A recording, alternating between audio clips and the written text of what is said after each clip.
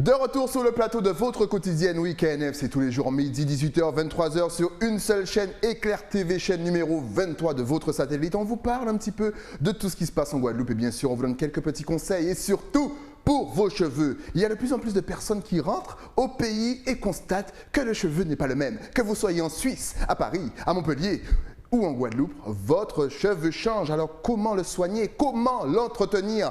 Pour en parler, je reçois une spécialiste. Elle va devenir bientôt ma chroniqueuse car elle est déjà mon partenaire cheveux. J'ai l'honneur de recevoir Florence Gisors Canoufet.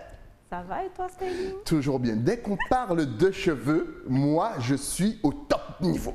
Alors, donc on va parler, parce qu'effectivement, on en parlait en off, en sur-off, souvent notre cheveu ne réagit pas de la même façon qu'il soit au pays, dans la Caraïbe ou en France. Déjà, pourquoi?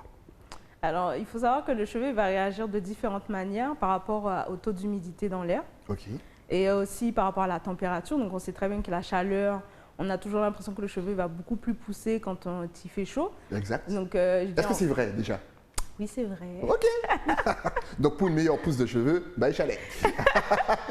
Donc c'est pour ça qu'aussi, quand on est en France ou en Europe en été, on a l'impression que le cheveu pousse mieux. En fait, de toute façon, même psychologiquement, on est mieux quand il fait chaud parce qu'il y a aussi le soleil. Et il y a la luminosité aussi qui agit sur notre psychologie. Donc on est bien. On produit de la vitamine D grâce au soleil et c'est aussi important pour le cheveu. Le côté psychologique, le fait d'être bien aussi dans sa peau, être bien avec soi-même, ça aide aussi à la pousse du cheveu ou même au bien-être du cheveu? Oui, aussi, parce qu'on sait que le psychologique joue beaucoup aussi sur le cheveu. On peut avoir un choc psychologique qui fait qu'on perd des cheveux. Ah ouais? Voilà. Donc, on peut avoir des trous parce qu'on a des problèmes, qu'on réfléchit trop, on est tout stressé. Le stress, la fatigue, tout ça, ça joue. Donc, si vous êtes fatigué, stressé, venez faire un petit tour aux Antilles. Exactement, ça va vous faire du bien. Et c'est excellent. Et qu'est-ce que tu conseilles justement, on va en parler tout de suite, aux personnes, voilà, ces personnes qui sont stressées et qui perdent beaucoup de cheveux. On pense bien entendu à tous nos loxés qui souvent tournent, mais sont stressés. Donc on voit qu'il y a des trous qui apparaissent un petit peu partout. Qu'est-ce que tu peux leur conseiller? Moi, je les conseille déjà d'espacer un petit peu l'entretien, même si en tant que coiffeuse, on dit oui, c'est tous les mois, mais il faut faire vraiment en fonction du cheveu. Donc s'il faut un temps de repos, on le fait. Même moi, je pense que ça ne se voit pas trop, mais là, je suis en temps de repos. Même si le cheveu n'est pas stressé, il faut toujours lui accorder un petit temps où il n'est pas tout le temps tourné, coiffé. Donc ça permet en fait aux cheveux de respirer un petit peu. Le cuir chevelu aussi, on l'oublie souvent. Et c'est là où le cheveu pousse, donc il faut en prendre soin. Donc tout le temps le stresser en le tirant ou avec des shampoings très agressifs, et au final le cheveu il s'affine, parce qu'on le voit beaucoup sur les locks. Exact. Au niveau de la racine, ça s'affine au fur et à mesure. Et il faut savoir que c'est ce qu'on a fait longtemps avant, qu'on voit là maintenant. Donc il faut toujours agir en prévention et pas se dire ah non mais là mes cheveux ils sont bien. Puis le jour où ça va pas, je dirais pas que c'est trop tard, mais voilà, ça sera plus difficile de récupérer un cheveu sain en fait. Donc temps de repos, qu'est-ce que tu entends par temps de repos? C'est-à-dire, on ne les pas quand je dis coiffer bien sûr, on ne les tire pas. Donc ça implique tout ce qui est tresse, tout ce qui est tournage de locks, tout ce qui est peut-être démêlage à répétition. On les laisse se reposer. Est-ce qu'on peut appliquer de l'huile ou même une pommade? Est-ce que ça ne va pas trop étouffer le cuir chevelu? Est-ce qu'on peut le faire? Oui, on peut le faire parce qu'à ce moment-là, ce que je dis par rapport aux soins, par rapport à tourner et tout, c'est plus la traction. Mais on peut continuer à faire les soins, avoir un shampoing beaucoup moins agressif pour le cuir chevelu. Et à ce moment-là, le cheveu, il va reprendre au fur et à mesure. Mais il faut savoir que quand on commence à faire les bons gestes, il faut attendre au moins 3 mois pour avoir le résultat parce que ça sera sur les nouvelles repousses. D'accord. Et ce qu'il faudra faire sur celles qui sont les racines qui sont déjà là, ça sera les renforcer. Donc pour les renforcer, il y a tout ce qui est protéines. Il y a des huiles aussi qui vont renforcer, comme l'huile de chanvre. Je le dis bien. Oui, tu le dis très bien, l'huile de chanvre. Il ne faut pas dire l'autre mot. C'est l'huile de chanvre voilà, qui renforce le cheveu. Et puis, vous avez beaucoup de produits aussi qui proposent de renforcer le cheveu. Surtout avec, on en parlait en off, comme tu dis, le poids des locks aussi. Exactement. Donc, ça entraîne aussi le fait que la boucle se détend et on a l'impression que le cheveu est beaucoup plus fin. Exactement, tout ça c'est vrai. J'espère que vous avez un stylo, un papier pour noter tout ça. Qu'est-ce qui est plus dangereux pour notre cheveu, la France ou la Guadeloupe? Ce qui est plus dangereux, c'est de ne rien faire. Ah d'accord, voilà, donc c'est même pas la France ou la Guadeloupe. Mais où doit-on prendre le plus le soin de nos cheveux? Est-ce que c'est en France? Souvent on a l'impression qu'en France, c'est assez facile, parce que comme tu disais, l'air est un peu sec, donc on reste coiffé plus longtemps. Est-ce que ce n'est pas un piège justement pour justement arrêter de prendre soin de notre cheveux? Ah oui, là, tu as tout à fait raison, surtout que nous, on aime bien garder les coiffures longtemps. Exactement. Voilà. Et ici, dès qu'on tourne, eh ben, tout de suite, on a des chichis qui partent. Voilà. Ça, c'est l'humidité. C'est l'humidité. Et bon, il faut savoir qu'il y a un taux d'humidité partout où on Ouais. est, mais après, il sera plus ou moins important en fonction de la zone où on est.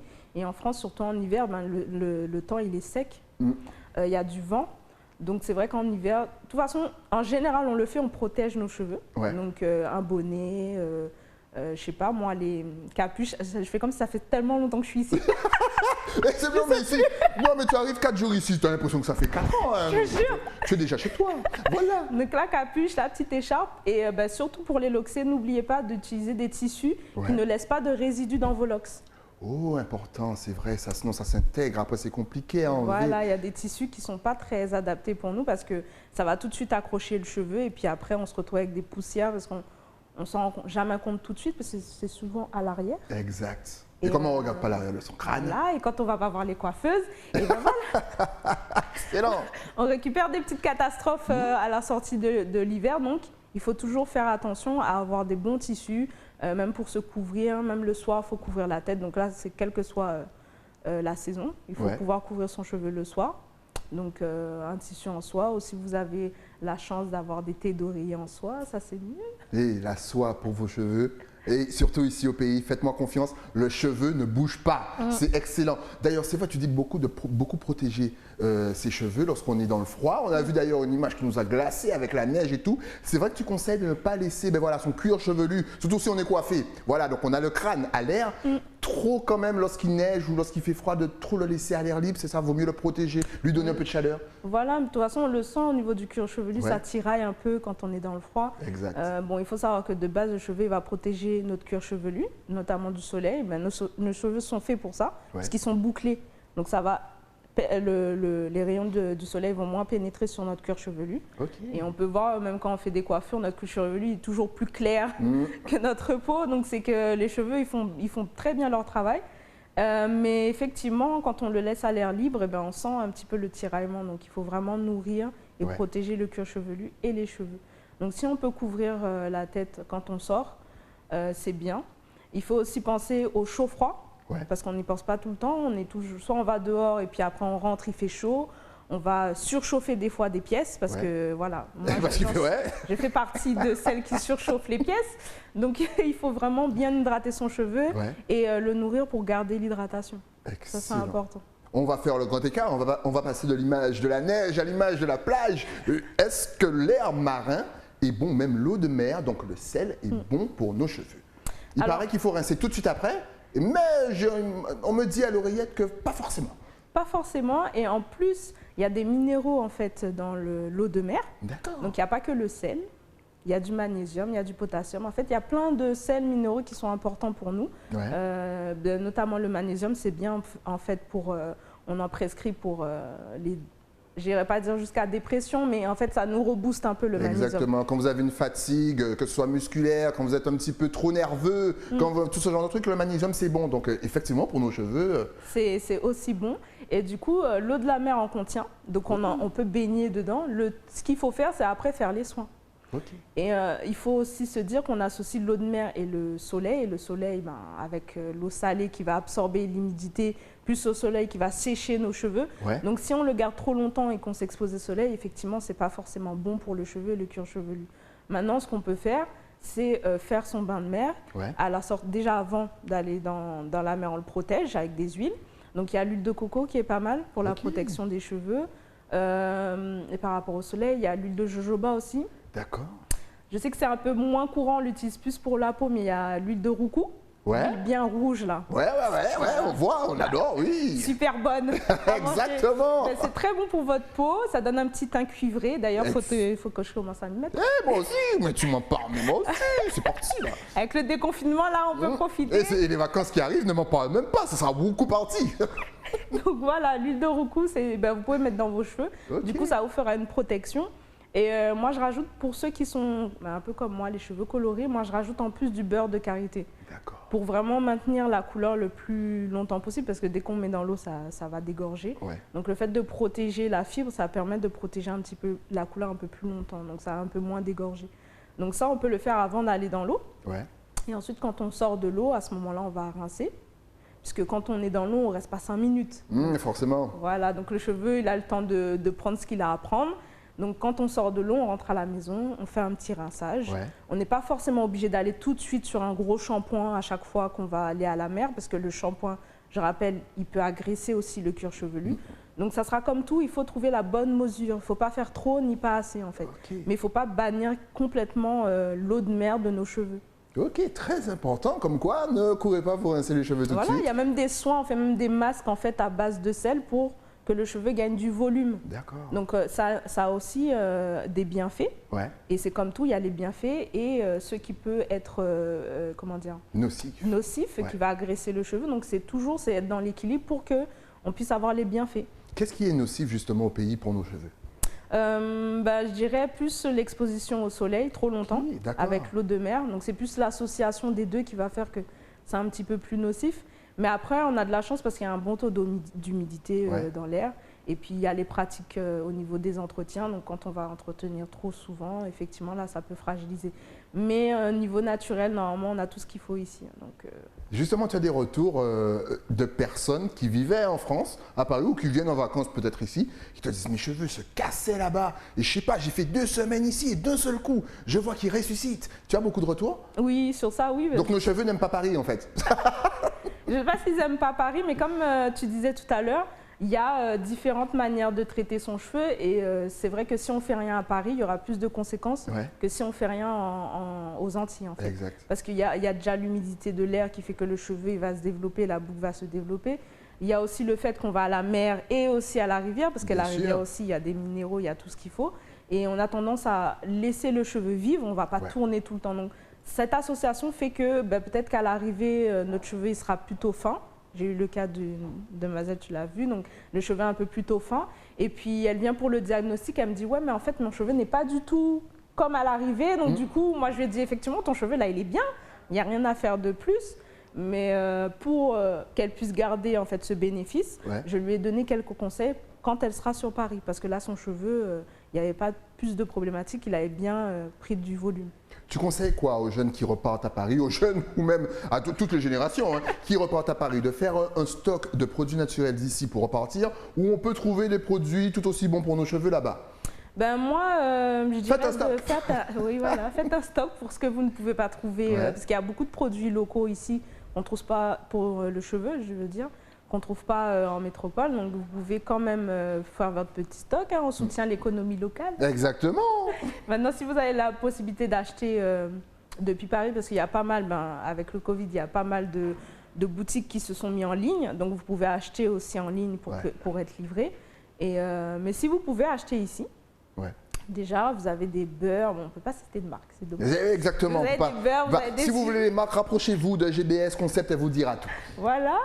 Et donc, vous avez des beurres, vous avez des huiles que vous pouvez prendre qui sont purement locales. Il y a quel type d'huile que je pourrais vous donner? L'huile de coco, on peut la trouver un peu partout, mais c'est bien de la prendre, celle qui vient de... Puis on pense jamais à l'aloe, mais l'aloe, c'est parfait aussi. L'hibiscus, c'est parfait aussi. Donc, il y a plein de choses comme ça que vous pouvez prendre ici. Il y a Roquette aussi qui est super bien. Il y a vraiment beaucoup de choix au niveau du cheveu. Mais toujours pensez à votre cheveu à vous. Pas forcément dire oui, mais je vais prendre ça parce qu'on m'a dit que c'est ça. Il faut d'abord en fait que vous sachiez ce que votre cheveu a besoin. Puisque si vous prenez quelque chose et que en fait, ça va vous servir à rien, vous allez dire mais cette huile, elle n'est pas bonne. C'est pas qu'elle n'est pas bonne, c'est qu'elle n'est pas adaptée pour ce que vous avez besoin. Donc, il y a plein d'huiles comme ça. Il y a des huiles aussi qui sont disponibles ici, mais qui sont d'Afrique. C'est l'huile de Tchébé. C'est très à la mode pour le volume. Exact. Et en fait, ça, c'est une super huile pour le volume et pour la pousse.